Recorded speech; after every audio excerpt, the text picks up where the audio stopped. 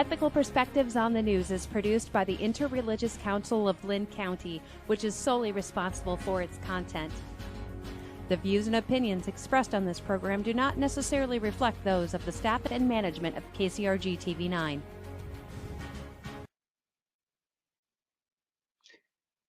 Good morning and welcome to Ethical Perspectives on the News. My name is Diehl and I am the Vice President of the Interreligious Council of Linn County.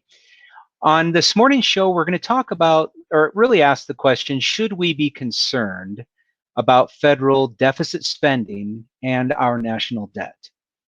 And here to help us discuss this sometimes complex but certainly very relevant topic, I have three distinguished panelists with me this morning. And before we dive into the topic, I'd like each of you to just briefly introduce yourself, what you do, and why this particular topic is of interest to you. Good morning, Alan. My name is Jerry Anthony, and I'm an urban planner. In my research and teaching, I focus on ways in which places and spaces can be better to enhance the quality of life of people that live in them. I work at the University of Iowa at the School of Planning and Public Affairs. This program was of interest to me because a lot of this deficit discussion has been prompted by the spending bills that are being proposed, and one that has been approved in Washington, D.C. And so I'm here to learn from people on the panel as well as contribute to the discussion. And I must say that the views that I might share today do not reflect those of my employer, the University of Iowa. Thank you, Jerry. I'm Ann. Yes, I'm Ann Villamil. I'm a professor of economics at the University of Iowa. Both monetary policy and fiscal policy, that is changing the level of taxes and government spending, which directly affect the deficit and debt outstanding, are areas of research of mine. So I'm very, very interested in this. It's a very important topic, particularly right now. Yes, thank you, Ann. And I'm Chris Peters. I'm a physician, a surgeon, but that's not really relevant to why I'm interested in the topic. I was also a former congressional candidate, and one of the many issues that got me interested was the growing debt. Of course, back 2016 and 2018 when I ran, the debt was at astronomical levels, but has gone stratospheric since. So I'm very interested to have this discussion about how we might think about our monetary system differently. Yeah, thank you very much, Chris. And yeah, that's a little bit of what we're going to talk about this morning, is kind of talking about it in different terms, and we'll get into what that means. And Jerry, you kind of touched on it, right? We're slowly exiting what has been the worst global pandemic in arguably the last 100 years, not arguably, probably in the last 100 years. And because of that, the government has had to act very quickly because of its impact on our economy, right? Which has resulted in several economic stimulus packages, and then this looming or proposed gigantic infrastructure bill. And wrapped around all of that is the reality that our national debt is, I think Chris mentioned, becoming stratospheric, right? Mm-hmm. And so there's a lot of concern around the deficit that will obviously be in 2020 and probably in 2021, and then again the rising national debt. But of course, this isn't a recent concern, right? I can remember growing up in the 90s as a teenager and remembering then talking about, our national debt's going to be nearly $5 trillion, and trying to wrap our minds around how much that was actually. And for those that aren't keeping track, our national debt probably by the end of 2021, if everything goes as planned, is going to be approaching, nearly $30 trillion, right? And as a percentage of GDP, which people often reference, that's going to be nearly 130%. So, there's a lot of questions around this, a lot of concern, and I'd really like to dive into this. And I started diving into it here in the last few months, trying to wrap my brain around how we should think about our national debt and how we should think about deficit spending. And to that end, I purchased this book called The Deficit Myth by Stephanie Kelton. This was actually published in June of 2020. and it's The Deficit Myth, Modern Monetary Theory, and the Birth of the People's Economy. And she's a prestigious economist that has become probably the poster child, if you will, or the face of modern monetary theory, which is not necessarily a new theory, but it does challenge the notion, right, that we should be concerned about our national debt. We should be concerned about deficit spending, and rather maybe rethink how we think about it. And so I want to kind of dive into that. And I know, Anne, you have a strong economic background, and you've made clear that this is kind of heterodoxy, right? Modern monetary theory is outside of mainstream economic theory, but I do think it has some interesting things to talk about. So I'm talking a lot here. This is a long setup. I want to get to the experts. So one of the ways in which modern monetary theory helps us kind of think about the national debt or this conversation is oftentimes when I talk to people or when you hear conversations, that people begin to equate our national debt with our household debt, right? If I'm a tremendous amount of debt as a household, that's unsustainable. I've got to work to reduce that debt as quickly as possible, or I may have to file bankruptcy. And maybe you can kick us off here, and with your familiarity with MMT, how is our national debt, our federal national debt, different than our household debt, and how maybe can we reframe that conversation a little bit? So that's a good question. Government debt is different than household debt in a fundamental way because governments are different than individuals. Governments have two very important characteristics. They have deep pockets, so that is they can issue debt. And if you are a country like the United States, which is very, very credit worthy, in other words, it has one of the best, probably the best credit ratings in the world, you can issue debt, whereas households are often constrained. They can't get loans. But the other thing that characterizes a government is that it can afford to be patient. So it can issue debt for 30 years and potentially even roll it over for much longer than that. So those are two key differences with a household. Yeah, absolutely. Thank you. Yeah, the author here, Stephanie Kelton, she and MMT, makes that distinction between what we call kind of currency issuers, right, versus currency users. So on the former, it would be sovereign governments like our own, that has the U.S. government that has the dollar, right, that can essentially print money at will. So they're a currency issuer, versus a currency user like households, corporations, and states. And I think that was, for me, one of the big things that helped me kind of rethink this idea of the difference between equating, the wrong assumption of equating national debt with our household debt. And so Chris and Jerry, do you have anything to add to that regarding how we should maybe still think of it in terms of debt being a truly bad thing, something to be avoided, similar to household debt? Well, I'll go first. Chris might have firm opinions on this, but I'll go first. I think it's different for the reasons that I mentioned. Household debt, sovereign debt, like a country's debt, is different from household debt. And a country can manage the debt much better than a household. For example, as big as the U.S. debt is as a proportion of the GDP, 130%, as you said, how much of total GDP is spent on debt servicing is also crucial. Like for households, the amount of debt that they take on is not such a big problem, but they have very limited flexibility in managing how much of debt service is done per year. Because the bank set the terms, the financial companies set the terms, you might end up paying 60, 70% of your income on debt, or paying off those loans. But a sovereign nation like the US can manage that much better. So even though it's about 130% of the GDP, we might not be spending more than 30 or 35% of our total GDP towards debt service, and we can stretch it out further. So it gives us lots of flexibility. And for those reasons, those two things I completely agree with that, and they're different. Yeah. Yeah, and again, one of the key, metrics, rather than looking at that kind of absolute number of 30 trillion or 10 trillion, and again, that number has risen drastically, right, over the last several decades, and the alarm has been sounding for decades on what's going to happen, right, and in some sense, it hasn't materialized. And again, one of the things they've looked at, and I remember I'm looking at a chart here actually of the percentage of GDP, and in the I think in the 90s, and I've lost the chart here, but the point is we're at nearly 130%. It was well below that in the 90s. 100% of GDP, simply meaning our debt versus our GDP, right? The numerator versus the denominator. Once that reached 100%, many economists thought, gosh, we're going to go off the rails. Inflation's going to go through the roof. We're not going to be make good on our interest payments, et cetera. We've blown past that number. Many people refer to Japan, right? In contrast, and saying, listen, Japan's got nearly 260% debt to GDP. They're still the world's third largest economy. So, and maybe Ann and certainly Chris, I'm going to pull you in here to this conversation as we get further along here, but feel free to jump in.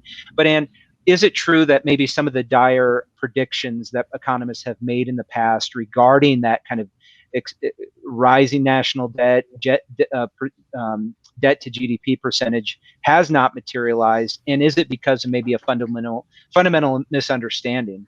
Well, it's certainly true that those dire predictions have not materialized. But this point that the interest rates right now are very low, so it's easy to service that debt. That's a very, very important point. So that's why we're not in crisis right now. But a key thing to always think about for any kind of debt, whether it's household or government debt, is what are we spending it on? And we'll, I think, get to this issue of infrastructure. But economists talk about things like multipliers. So what they mean is if you have $1 worth of government spending, what do we get for that government spending in terms of GDP? And so if we do certain types of infrastructure, so maybe it's roads, bridges, fiber optic internet in our economy, we can get returns greater than that dollar we're spending. And so that's a very, very key thing. Absolutely. And I know, Jerry, this is close to home for you, right, as far as how we spend our money. And again, going back to MMT and this author, I mean, that's one of the things that she tries to emphasize, and MMT generally emphasizes, is that deficit spending and is not inherently good, and it's not inherently evil, right? And sometimes it's put in that context. It does, to Ann's point, depend upon how you spend that money, right? So if you're spending that deficit, spending that extra money or printing money, right, more than you're bringing in, and you're spending it on an unjust war, for instance, and wreaking havoc throughout the world, that maybe be considered evil deficit spending, right? Whereas if you're spending it on, social programs, the infrastructure, so on and so forth, that in its may be considered good deficit spending. So, Chris, I guess I'll come to you on this. Do you think there is such thing as good deficit spending, or is a balanced budget really what we should be looking for here? Well, I want to go back to the first question about comparing government debt to household debt, or corporate debt for that matter. And I absolutely agree with the points that were already made. But I'd also point out one other issue that I think is really critically important. Government debt can be worse in the sense that it would affect everyone in a nation when it goes off the rails, if it goes off the rails. So if I go bankrupt, that affects me and my family. If my business goes bankrupt, that affects my business and my employees. But if there's a crisis with rampant inflation or a sovereign debt crisis, that affects millions of Americans and actually the world economy. So they are very different, but they're both different in the sense that they're more manageable until they become a problem, in which case they're a much bigger problem than corporate or household debt. Regarding specifically about is there good debt and bad debt, I would agree. I think there are things, if we spend government money on a bomb and blow it up overseas, it may be necessary. I mean, I'm not saying somebody that says we should never engage in war, although I'd like to see less of it. But there's nothing constructive that comes out of that, as opposed to putting money in building roads or ports or airports or whatever the case may be. Yeah, excellent point. And again, I think you're right, and kind of echoing what Ann said there earlier. And so I think where I want to kind of go with this is in terms of yeah, this infrastructure bill. So you really put it in concrete terms. So we have this sovereign U.S. fiat currency, right? Fiat simply meaning it's backed by nothing but the good faith of the government, right? There's no gold that backs it up, but we're sovereign in the sense that the Federal Reserve can essentially, print as much money as may be necessary. So how should we think of it? And maybe I'll come back to you, Jerry, on this. That being the case, and obviously inflation and unemployment are a big factor here we haven't really touched on. But what value should we place in investing in our infrastructure, investing in our social programs, and then balancing that against, again, the need for keeping inflation under control, keeping unemployment low? Where's that line, and how do we measure the value of that? And there may be some intangibles there that you'll probably want to get into, Jerry. So go ahead and take that away. Well, the second part of your question is a very long answer, so I won't respond to that. So let me put the first part of because we have limited time, right? So yep. Firstly, is there good debt or bad debt? Let me just expand on that. Yes, there is. Like if I'm 19 years old and I've just finished high school, if I take on $20,000 to just sail around the world, there's some value to that. But it might be better to use that $20,000 and invest in a bachelor's and master's or a medical program and get a qualification. So that's good debt and bad debt, right? So there is that. Now, in investing in infrastructure is inherently good debt because, one, it has a huge economic base multiplier effect that Ann alluded to.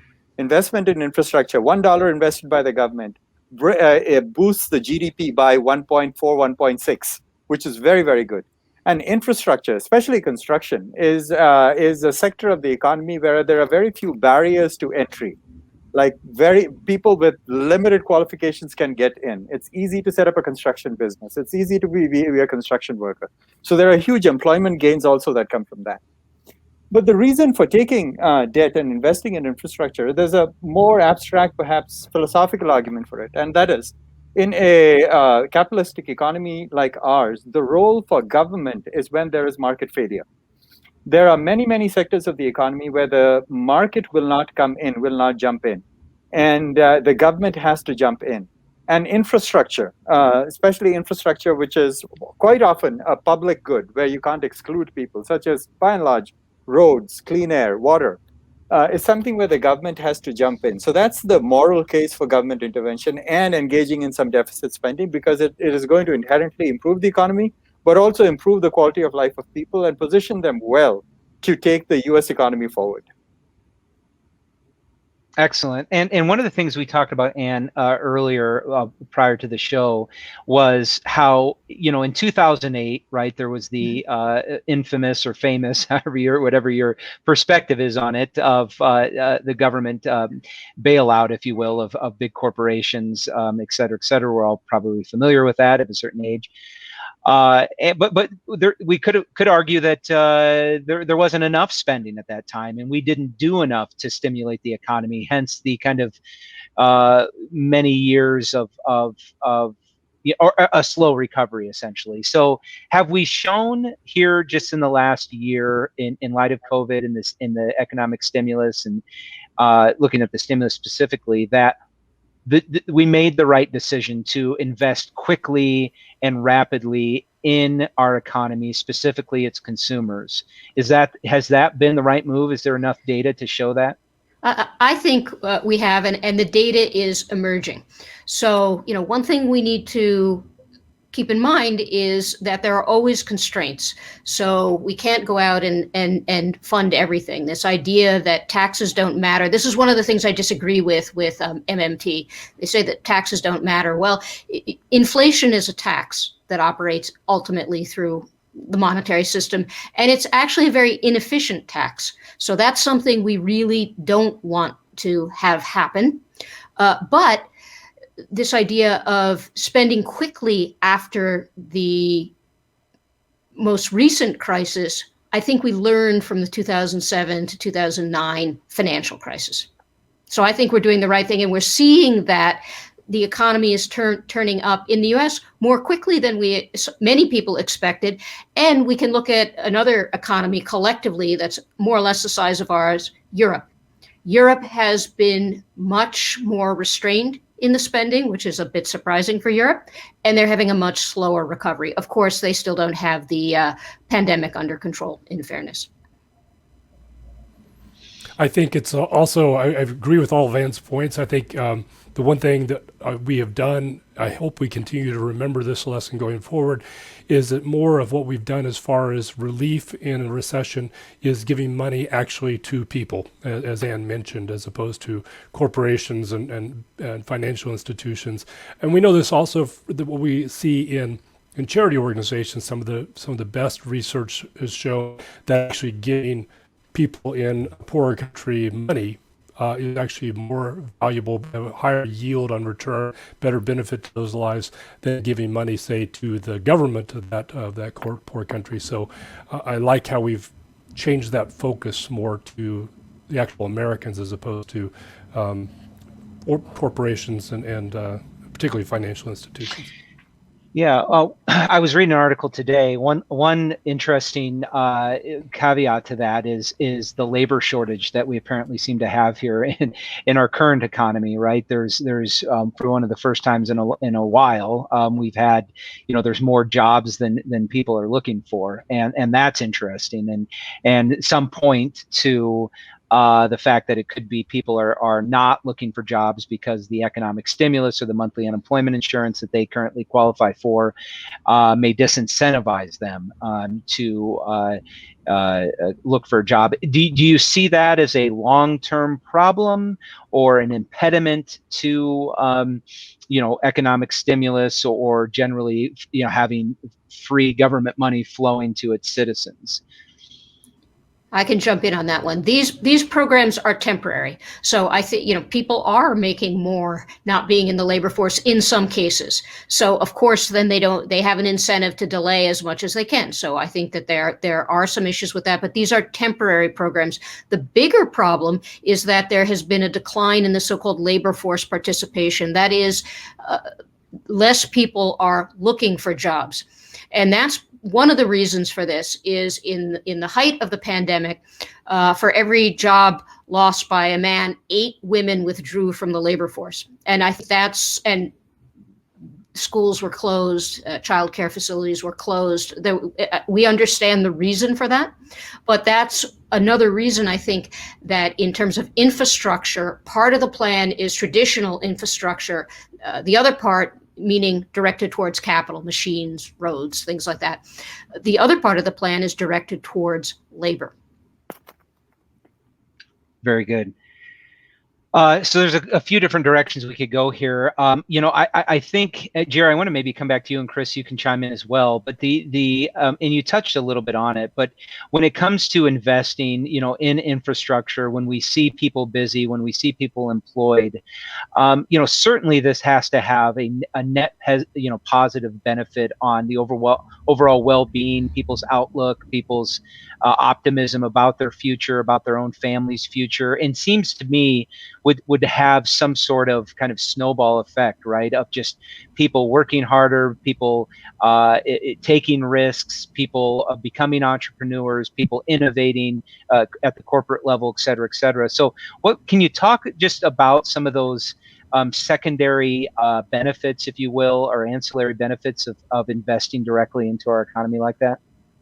Yeah, and to maybe queue up my answer in response to your specific question, let me point out the difference between the 2008 intervention and this intervention. This is a question that Anne and Chris had responded to. Let me just add a bit to their response. I agree with both their responses. So in the 2008 crisis, when the response was being contemplated, many people had approached the then federal government to give out aid to individuals. Because remember, it started with the housing crisis, a very retail crisis that snowballed into a bigger corporate crisis, then led to the Great Recession. And the response that was brought out then was that this would create a moral hazard, that people who are bailed out, who should be paying mortgages, if they are bailed out, then they would have a disincentive to keep paying their mortgages. Then as the crisis became this national crisis, we ended up bailing out these big corporations. And we didn't do anything for the retail person, for the average American. For average Americans, we didn't do anything. This time around, because this whole crisis has been triggered by the pandemic, that moral hazard argument did not come in. And because of that, there was no philosophical objection to providing help for the average person, the average American on the street. And that's been very, very positive. The more you can put into the average American, the better it is. And that's what's happening right now. And as Anne said, this is really going to have a positive spillover effect, and this is fantastic. Now, your specific question about infrastructure, all the investment is in infrastructure. For example, in roads and bridges and power plants, this is the traditional hard infrastructure. But also, we need to invest in soft infrastructure, like more childcare centers, perhaps more into housing. Right now, one of the biggest things that is shackling economic growth in the US is the lack of reasonably priced housing. And many economists have pointed this out, that if housing costs were lesser, then the economy would really take off much more. So yes, I'm hoping that all this this investment in infrastructure would really propel our economy to a higher level of growth. Okay, so excellent. Thank you, Jerry. And we have just 3 or 4 minutes left here. And so I want to kind of circle back then. So we've talked a lot about this, spend on infrastructure, social programs, unemployment insurance, on and on and on. And of course, what's going through a lot of people's minds that may be watching this is, yeah, but at what cost, right? Can we really keep spending like this? And is it a sustainable course? Which kind of gets back to the whole point I was making at the beginning and what modern monetary theory tries to address. So, and maybe I'll come back to you on this one, Anne. So, what are the limits when it comes to spending? What mechanisms does the Federal Reserve and the U.S. government have in place to monitor it? I mean, MMT would argue we got to watch inflation, keep interest rates low, watch unemployment, make sure that's low, and there is mechanisms in place essentially to do that. But what are some of the limits or constraints you see here from just printing money and sending it where it needs to go? Or are there? Maybe there aren't any. No, I absolutely think there are constraints. So in terms of, there are 2 main types of macroeconomic policy, fiscal policy and monetary policy. The Fed looks at a 2% inflation rate on average. So that's a big constraint for them. And they look at the labor market. So they're trying to get the balance right. Fiscal policy has to go through Congress, and Congress looks at these things, and ultimately its tools are the level of government spending and the level of taxation, but not at a point in time, over time. I think most economists agree that in the middle of this terrible pandemic, not doing the spending that we did would have really been a very big problem. People had lost their livelihoods. But over time, we will retire this debt. And one of the reasons we look at debt over GDP, by the way, is if the economy grows. And the growth numbers are looking very good right now. The question is, what is going to be sustainable over time?